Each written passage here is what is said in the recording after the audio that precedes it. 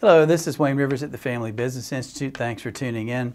So last week we talked about Leadership is an Art by Max Dupree. Great book, please get it. It'll be well worth your time. This week I want to do a counterpoint, and I want to bounce off a book that was written in about 2012 called Why Smart Executives Fail by Sidney Finkelstein.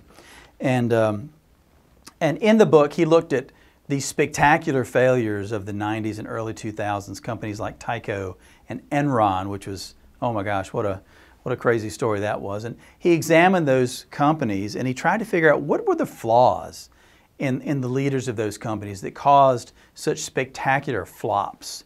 So here I want to talk about the 7 habits of unsuccessful leaders, right? So there's Covey out there, you know, the 7 habits. The 7 habits of unsuccessful leaders. And so, okay, so number one, the first thing is they think they dominate the market. You know, they begin to read their own press clippings and think the company that they created is great and they're business geniuses and all this.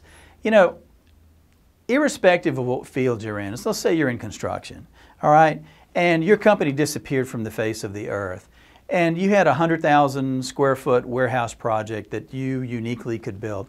Do you think the owner of that project is going to be able to get it built with satisfactory quality and a satisfactory schedule in your absence? You're darn right.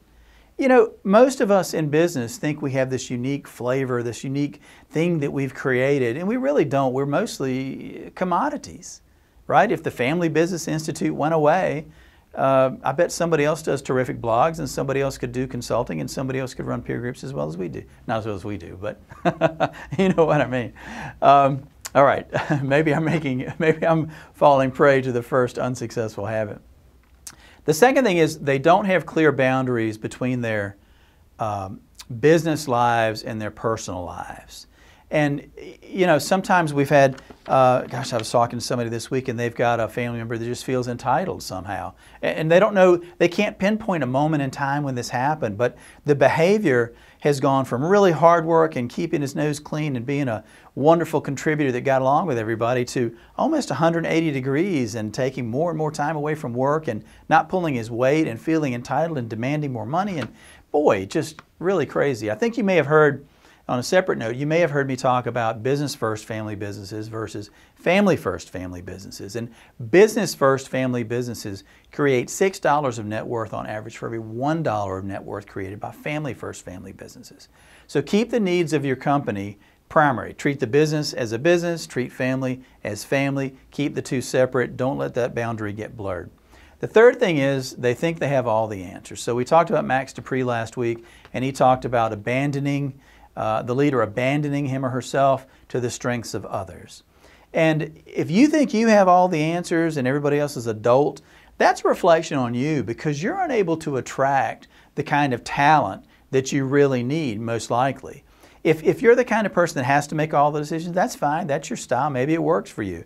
But you're missing out on getting talent. If you're a business genius, I don't mean that in a sarcastic way, because some of our clients really are business geniuses, and you're already here and you're doing so well.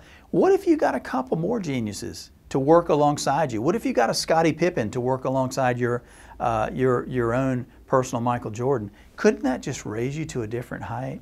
So you don't have all the answers. The wisdom of crowds and Max Dupree tell you that 2 heads are better than 1, 10 heads are better than 2, etc., etc. The fourth unsuccessful habit is they get rid of people who they perceive aren't behind them. So again, in the meetings blog from a few weeks ago, as well as in other blogs in the past, you've heard me talk about the need to have some disagreement and some debate in your meetings. And for those of you that resent debate and just want everybody to swallow your words without question and just do it, that's a potential sign that it might be coming off the rails a little bit. The fifth item is they obsess over the company image, and they mistake, they don't have that boundary. They see a criticism of the company or criticism of a process or criticism of quality as a personal criticism, and clearly they're not the same thing. The sixth unsuccessful habit is they underestimate obstacles, and boy do we see this all the time. And think about it, it makes sense. Let's say you've got a 70-year-old business leader. Well, that person probably started his company pulling himself up by his bootstraps, very little, if any, capital behind him, made a lot of mistakes, but survived. And every time there was a substantial challenge, he was able to figure out how to work harder or work smarter or do something different and overcome the challenge, overcome the challenge, overcome the challenge. And now here at age 70, he's saying, I've overcome every single challenge in my business life and my net worth is 10 million bucks. How come I just can't keep doing it? Well, underestimating obstacles is a big mistake. And there again, that gets back to ego. It gets back to the belief that they're dominant in their marketplaces, etc. So the track record of winning actually creates a flabbiness that causes people to overlook new challenges and weaknesses they may have in their organizations. And the seventh unsuccessful habit is they stubbornly cling to the ideas and solutions that worked in the past. Dan Sullivan says, usually entrepreneurs overcome problems by working harder. Well, at some point in your life, there's only 24 hours in a day. You can't work any harder. You've got to figure out ways to do it smarter. And the only way to do it smarter is to give up some of the things that you've done in the past so you can learn new skills and develop new capabilities for the future. So those are the 7 habits. You think about somebody like Wayne Gretzky. He had this great saying, he didn't skate to where the puck was. He skated to where the puck was going to be. You think about the greatest hockey player of all time. He wasn't a big guy. He wasn't the fastest, and none of those things. He didn't have any obvious advantages.